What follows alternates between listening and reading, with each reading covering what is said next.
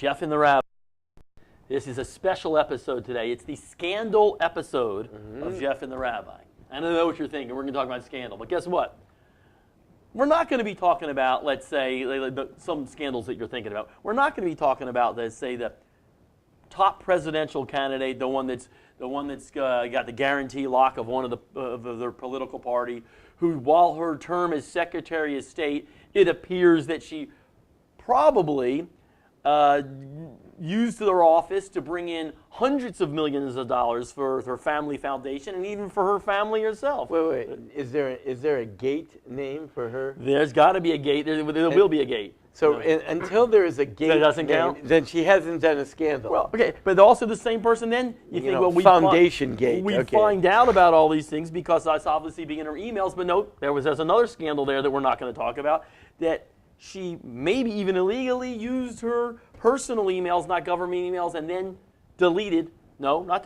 wiped clean and destroyed the server with 30,000 of emails on it. We're not going to talk about that scandal. We're not going to talk about Benghazi, which was the killing of 4 Americans, and it turned out they gave the story that the President and the Secretary of State said it was because of a video, and it turned out to be about terrorism. We're not going to talk about the IRS, where they destroyed some more servers, and they denied people of an opposing political view to get the charitable donation. We're not going to talk about any of that. We're going to talk about something important today. We're going to talk about Tom Brady deflating footballs. And the reason we're going to talk about this is because no one's ever heard of these other scandals because the media never covered it. Well, but everybody knows about this scandal. I think the reason is because this one has a gate name. It could be because it's Deflate Gate. So once they gave it a gate name, now it's for real. The rest of them don't have a gate name. You know, it's like when I was in Jerusalem. So they told me I heard them talking about like something going on at Jaffa Gate. So I was wondering, what was the scandal? There had to be a scandal what there. Scandal was Jaffa? I didn't know, you know. You missed that because you didn't get there soon enough. Maybe it's the gate, or maybe it's because we find this a little bit more important, a scandal in a holy institution like the NFL, right, where someone is actually possibly cheating in the NFL is more important than these things that could probably affect our lives a little bit more. And I think also because the cheater, the guy that everyone's pointing the finger at, is Mr. Hero, Superman, and all that type of stuff. And so I think. And I don't think we have to. So I was going to usually have to lead and try to explain the backstory in this, but I think everybody knows the backstory here. Tom Brady supposedly, and now there's a little bit more evidence, had the footballs during the AFC Championship game deflated to the size he likes, so he can throw it and his receivers can catch it. Right. And this is a big scandal in our country right now. And the rabbi thinks not only is it a scandal, but there's Torah backing against Tom Brady. I think that this is a tremendous morality play. Wow. I think this is a great lesson. And as a matter of fact, I think that it is really even more of a lesson than Hillary Clinton erasing her emails. Wow. I'd like to hear how you're going to explain And that. I understand why Hillary Clinton is erasing her emails. She's erasing her emails because she doesn't want to get in trouble. And I can understand anyone doing almost anything to avoid getting in trouble. I get that. Right. You did something, maybe you messed up, so the erasing is the cover-up. I get cover-ups. So you're all right with cover-ups? Cover-ups, I understand it, I understand the natural impulse to cover up. Okay. However, Mr. Brady, there's a really different dynamic going on here, because he didn't cheat to Can I just interrupt 1 second? I have to disclose something. The reason that Rabbi Friedman did give donations to the Hillary Clinton Foundation, and that's why somehow now that he's covering up for Hillary. I'm not saying it's possible. I think she's covering up, but I understand cover-ups. Everyone covers up. And Rabbi Friedman has now been appointed to the Hillary Clinton Rabbi Foundation as well. Everybody. I understand why people cover up. I understand why people don't like to get in trouble. It makes sense. People make mistakes, or people even do bad things and don't want to get caught. I got it. It's just this Deflategate thing is a little bit different. Okay. Because going into it, you have the contest. Right. And in the contest, Mr. A is pitted against Mr. B, and Mr. A says, I am superior to Mr. B, and Mr. B, of course, says, I'm superior to Mr. A. We're going to have a contest, and we're going to find out who is really superior. Right. Now, if you are cheating, if you're changing the rules to make like them fit, or maybe, really you are supposed to be a great quarterback, but the truth is you're really not such a good quarterback because maybe you can't like get a good grip on the ball. Actually, to tell you the truth, I have found, I've played a little bit of football, nothing ever professional, but I think I would be a great quarterback if they would just use a smaller ball. Cool. Because the truth is, when I pick up the ball, I can't even hold it. So when I throw it, it falls out of my hand all the time. That's not good. But if they would let me play with like a small ball like my size, you could have probably been on the Vikings. Yeah, that would have been great. I could have made millions of dollars if only they would let me play with an extra small ball, my size ball. But for some reason, they don't do that. So that's why he is supposedly getting all that money, because he can throw the big ball. Right. Right? Okay. Ah. Right.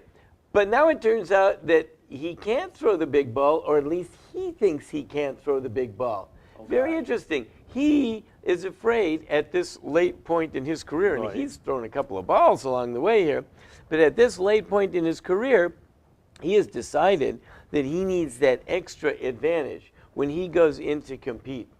Wow. Now that's really an interesting thing. I study every morning with a group of rabbis, and we take tests. Now the truth is, the tests are pretty much an honorary thing, just to gauge if we're learning the material and we're accomplishing everything, and that we're supposed to. So now I'm going to take a test, but the tests are graded so that we know how we did. What if I would cheat on one of those tests? Now, then I'm going to go home and tell my wife, hey, I did really great. I got 100 on the test. Now, I know that I cheated. Okay, but let's say Geldub is cheating too, and you got to keep up with him. You don't want him to get a better grade than you or other rabbis. How do I go to bed at night feeling that I did really good on that test? Now, of course, I know that I cheated on the test. I know that I really didn't know it, but because I cheated, I was able to do better than otherwise. What point is that? What do you say to yourself? I'm not even saying, should Tom Brady be fined or suspended or anything? I don't even care about all that. How does he go to bed at night? And what does he say to himself? He goes to bed in his mansion with his model wife and his endorsements and his plaques on the wall, and I think he sleeps pretty darn well. Right. I'm just going to say. Right. But his model wife, the whole world, who's, by the way, from what I understand, makes more money annually than he does. So they're doing okay, probably. Yeah, but I think she's making some millions more than he is. Okay. Right. Yeah, and now let's say, his beautiful model wife, let's say it turns out that his beautiful model wife is had some plastic surgery. And they're airbrushing her, by the way, in every one of these magazines. And she's airbrushed, and she's been enhanced, and she's been, all this stuff. I know that because they're airbrushing me right now, but still. So, I mean, is that, do you really go to bed? Now, you might say, well, listen, I made the money, but it even bothers me at this point in his career. First of all, he gets paid his salary. I don't know if he has incentives anymore for getting into the super guy like him. He probably does. That ring is really nice. So he's got all the extra money. So then, like I said, there's a big difference here between cheating up front and covering up afterwards. Right. I really believe that. To me, it's a big thing because what are you saying about yourself? The person who is cheating up front has lost a certain measure of self-respect, and that person who is cheating cannot feel good about himself. Like, what's he going to do? He's going to go riding down the street in the open top limo or the whatever they're making, the Humvee that they're driving him, the bulldozer. I don't know what they're driving him on, and he's going to wave the crowd. All the crowd, yeah, you're the greatest, right? Now he knows that he was only able to cheat to get there. Now I understand there's certain things that everyone plays by the rules and all that. Like, if you tell me offensive holding or pass interference. Okay. Hey, pass interference every play. Right, there's a holding every play. Every play, that's the deal. You hold, and then the question is, do you get caught or do you not get caught? But I mean, that's standard. Every guy expects to be held, right? I mean, every guy holds, everyone expects to be held, and every wide receiver expects to get interference, and that's what they have. That's the way it is. But there is a standard in the game, and of course, don't tell me he didn't know what was going on, because the first time he took the ball from under center, he must have, he's handled a few of these in his time. And don't tell me the rest of the team didn't know, because certainly his wide receiver who caught the first pass must have been saying like, a little mushy today, aren't we? I'm with you. Okay, but let's take baseball, for example. Everybody has their own bat. Yeah. Well, sometimes you put a little extra pine tar in your bat and nobody sees, and you might get in trouble. And and the pitcher, you see him, he's always wiping his hand up here. Sometimes there's a little sweat in the ball when he's doing it. Right. Okay, the pitcher likes the ball a little moist because it curves a little better. The batter likes a little thicker bat. And, when he hits the ball, he hits the ball better with that bat because maybe there's some pine tar in it that nobody knows about. Is that okay? Is the same I'll thing? tell you, and here's another one that I Brett, understand. I understand a guy. No, I don't understand George Brett. I understand a guy who's like a 235 lifetime hitter, and because he tinkers with his bat, was able to make a nice living for his family. And when he goes home, he goes, the truth is, I'm really not such a good baseball player, but I figured out a way to make a few bucks, right? All right. But when you're George Brett, and you're supposed to be a superstar, and everyone goes like, wow, you are super great. Not just like hey, to tell you the truth, folks, I really wasn't cut out for this, but I managed to, I managed to scuff the ball a little bit and managed to get by. So that's one thing. But if you're supposed to be great, how do you take all the adulation? How do you feel about yourself that you have accomplished something when you have to resort to that type of cheating? Okay, well, to add to that, let's take Lance Armstrong. The guy he won every one of the bike races. He was the best guy there was. Now, obviously, it turns out that he was lying the entire time he was taking the steroids. Right. And everybody, boo, Lance Armstrong is horrible. But and all the other racers were complaining. But I could probably guarantee you that racer number 2 and racer number 3 and racer number 4 were probably also taking the steroids. So if Lance Armstrong didn't take those steroids, he would be racer number 5. Yeah, it's true. I understand that. And he could say, maybe, but in this case, I'm not sure. Maybe you can use that thing as like, this is an industry standard. Then you say, this is sort of like holding, right? It is holding like or pass interference. It's sort of like everyone's got to do it because that's what and when you see the end of the season, the baseball, it's just skinny little baseball, and he's standing here like this, you got to figure that maybe he's getting those home runs, but he wouldn't get them without that. If he says like everyone else is doing it, it's one thing. But when you got guys like, what's his name? Mark McGwire. Mark McGwire. He was pumped up. He was like a football player by the end. Like he was being lionized for his accomplishment, which was an almost like superhuman accomplishment. And then it turns out, it was superhuman, and it wasn't due to him. Like, how embarrassing.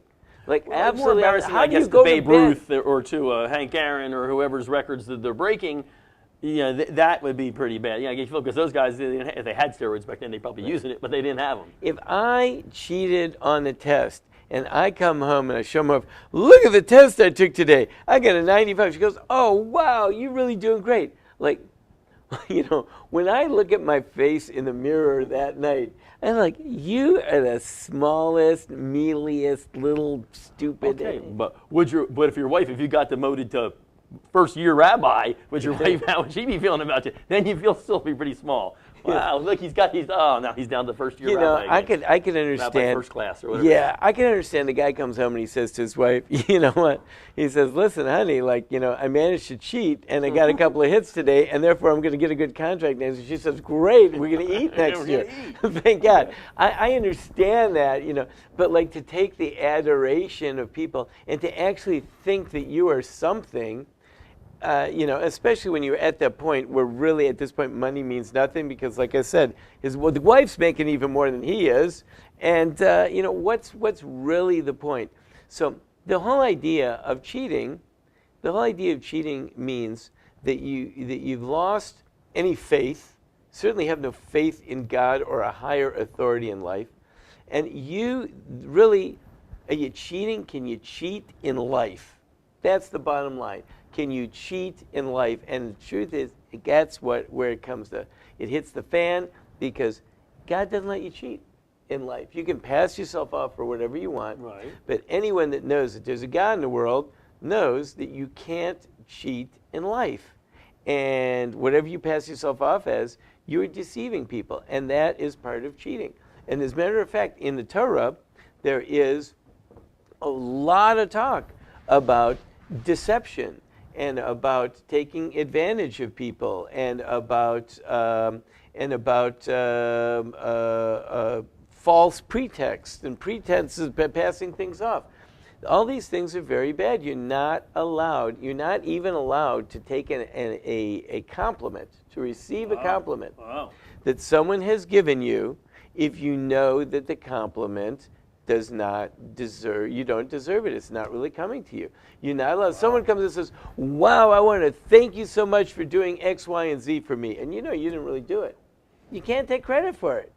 You're not allowed to take credit. It's forbidden according to Torah law. And there's a whole discussion in the Talmud about like when you are allowed to and when you're not allowed to. So taking all the accolades after you've cheated in the game, you know, I don't get it. And I don't understand how the guy can look at himself in the mirror. And especially, you see what happens. This is another passage in the Talmud. It talks about certain people that they wanted more. They were great people, but they wanted more. And they ended up losing even what they had. So, Tom Brady, let's say he had not deflated the balls. Based on, I think, the score, which was super lopsided in the championship game, Yeah, it was. It seems as though he probably would have won anyway. Although maybe he wouldn't have been throwing such good passes and the other team might have gotten more, you know, I don't know. Right. I don't know. But we'll never know about that because he can't go back. But it seems though he would have won anyway. So he would have won anyway, in which case he would have gotten the accolades anyway. Okay? So now what he thought he was going to get, he's losing, because even the victory that he would have had anyway, he really loses because everyone looks at him now and everyone in the whole world's talking about it as a cheater, and everyone's saying, oh yeah, the victory you got, that was nothing. Right? Yeah, I mean, if that's his punishment, I think he'd probably be okay with it. If he had to do that every game to get to where he was, he might be okay with it. Are you saying that eventually it's not going to work out for him? I mean, eventually you might be hey, dumb, you know, that's it, and things aren't going to work out for you because you cheated to get where you are. Eventually, it's going to get exposed in public. That's what Talmud says. Someone that cheats in private, it will be exposed in public. But actually, before you ever get to the point, that's a deterrent. So yeah, I don't want to get exposed in public, therefore I'm not going to cheat in private. But the truth is, before you even get there, you should already know what's the purpose. Because I can't feel good about myself if the way I got there was by cheating. Now, if you say, well, you know, I need the money, okay, maybe I can understand. And now you see why I draw the distinction between the person that's already there and now they're covering up. Does the Torah draw that same distinction? No. I'm just saying that I understand why people's natural reaction when you stand to lose, you got caught at something, like you were doing something, whatever, maybe you thought it was right. Now you get caught, so now you're trying to, or maybe you even knew it was wrong, now you're trying to cover up. I understand why you don't want to lose it. But to gain it in the first place through cheating, there's no self-respect. It's like trying to cheat before God. And ultimately, you can't cheat. You can't cheat God. So in the long run, short run, long run, you're saying, the Torah will say, it's not going to work out. Mm-hmm. You're going to get caught. You're going to get caught. Now, here's the problem for all those old models, when they turn 23, when they get really old, and they're just pretty much retiring. You're saying that when things start to not work out, they shouldn't be getting photoshopped. It's over. You know, they're now old age. Accept it. Your life's over. And yeah. That's it. Well, you've been throwing up now for years, and starving yourself. You've been doing all this. Now you're 23 and old. So you should be out. Right. So then their only excuse is to turn around and say, well, everyone else is doing it also. But if that's the case, then it should be made public knowledge that that's the case. And really, the fools are the people who are standing and cheering for the photoshopped or deflated ball, model or sports figure or whatever it is, because actually, what did the person really do? What did the person really accomplish? On the other hand, this gets us back to an old line we've been talking about many times. There are a lot of people that are doing a lot of basic things day in and day out, trying to do good things, working against a lot of adversity, trying to produce, a good product, and they are not getting the accolades that they need. The teacher who teaches the kid how to read. Now, see, even the teachers were cheating. What are the teachers, what do the teachers get? But, the truth is, when it's all said and done, if the teacher taught the kids, and the kids can read, and the kids know the material, then the teacher can go home, look at himself in the mirror. If the teacher can't, because the teacher knows that those kids don't know anything, it's just I had to fix all the test results. Right. So how are they looking at themselves in the mirror? What do they get? They get money from it? No. In the end, they get great embarrassment. So the real question in here is, because a lot of people that are probably watching here are saying, okay, I get that, I can't look at myself in the mirror thing, but sometimes I can look at myself in the mirror if there's a nice enough reward. Is there real punishment in this world for cheating? And cheating takes a lot of different terms, whether it's cheating on your spouse or cheating on your grades or cheating with the football. Do they really get punished? Or, maybe this is just, hey, listen, the guy cheating, he's doing great. What's the problem? So the Talmud says, that if a person cheats in private, and that's, it really is referring to cheating on a spouse, but it's cheating, right? In the end, it will be exposed in public, because that's exactly what you try to hide. So the exact punishment is that it gets exposed in public. Now, of course, there might be people out there saying, I did lots of cheating in private and I never got exposed, to which I would say, well, come and tell me. Tell me about that. Yeah, that would work. I want to hear about that. Yeah. If you did, I want to hear about it. Send us a little email and we'll... You'll get in the meantime, I haven't heard anyone that says I cheated in private, but I didn't get exposed. I didn't hear that. That's a good point. But it is the kind of thing. Is sometimes people do look, well, what's the possible negative result of this action before? Like cheating on a test. Okay, I didn't study for the test. Oh my God, I forgot to study the test. And the kid next to me's paper's open. I'm sure it's probably going through your mind, well, I'm going to fail this test if I don't glance over here. And if, and no one's looking, let me look, what's the punishment? Balance it, I'm going to do it. They're not expecting any repercussions from that. I don't know if they're going to get it. I mean, unless they get caught. Right. And I think that's really what's going on here, is that the society has become so phony, in other words, it's without real value, that the achievement or the accomplishment, and we hear about this all the time, people have falsified degrees, people have changed results in lab tests, so that they can publish papers, and on. So, people are looking for the accolades and people are looking for the accomplishments, but in truth, are they really gaining anything? And then, of course, once you have the accomplishment, and everyone is praising you for it, so now you've got to cover up and double up and just hope that no one ever does any research and forget about that. And then, of course, once you get exposed, then you have to go into denial mode, but then there's and ultimately they get you. Now. You go to rehab. Yeah, and then they get you and you're discredited and all that type of stuff, But that is what the Talmud says. If you cheat in private, you're going to be exposed in public. So, but I would really just say to Mr. Brady, even before you got exposed in public, like in the privacy of your own bedroom, when you looked at yourself in the mirror at night, like, what do you think? Like, hey, I did a really good job because I deflated those balls. Like, didn't you ever ask yourself, like, maybe you're not such a good quarterback because you can't really throw a standard inflated football. If the football is standard inflated, so compared to all the other guys, you're second rate because you can't throw the ball. The other guy can. See, that's a different way of looking at it. Yeah, I did have, and I mentioned in the promo, which I know you don't read, that I sent out for the show, I did have one incident in my life, very similar to Tom Brady's, but it wasn't as much gain. I had an issue when I was in the 9th grade, and I woke up one morning, I told this in the promo here, I woke up in the morning and I then realized I had a paper due in my English class. So I then had to weigh, do I now go to English class, I don't have the paper, I'm going to fail, I'm in trouble. But my brother was 2 years older, 2 grade levels older than me, and I went through some of his old papers there real quick in the morning, and I found a paper. It was just a comment paper, nothing that anybody was going to remember.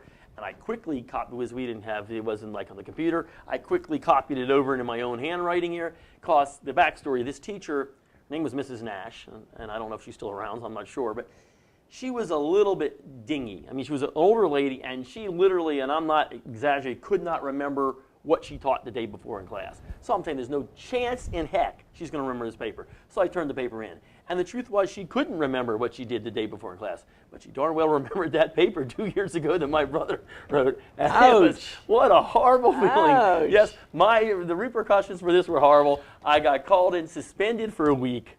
Parents had to come in. Everybody knew about it. Papergate. Unbelievable. Got a failing grade into the class on the paper. And how this woman remembered it was just absolutely, it was impossible that she could remember it. And I spent a week at home.